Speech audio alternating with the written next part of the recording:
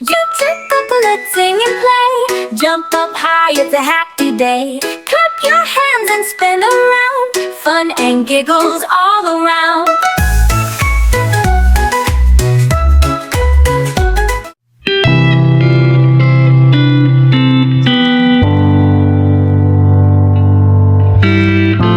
Once upon a time, in a quiet little village nestled between rolling hills, there lived a kind old shoemaker and his wife.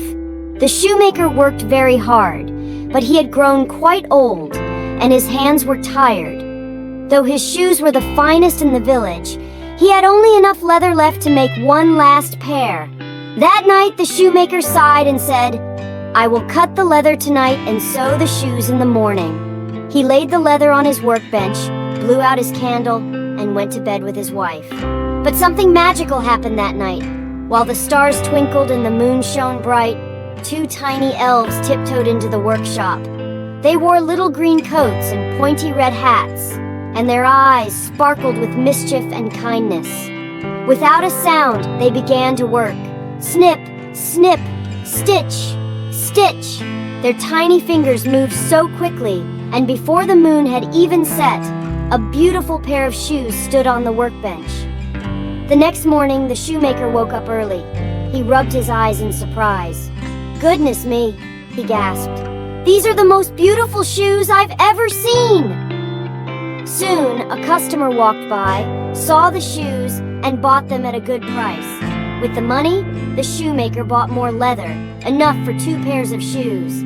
That night, he laid out the leather again, and once more, the elves returned. Snip, snip, stitch, stitch. They worked in silence and vanished before morning. This went on night after night. The shoemaker and his wife began to thrive. Their workshop was filled with laughter, and they never went hungry again. One night, the shoemaker and his wife decided to stay up and see who their secret helpers were. They lit a small candle and hid behind a curtain. At midnight, the elves appeared, dancing and giggling as they worked. The shoemaker and his wife were filled with joy and wonder. The next day, the wife said, "They've helped us so much. Let's make something for them." So she stitched 2 tiny shirts, 2 pairs of soft pants, and knitted 2 little hats and shoes.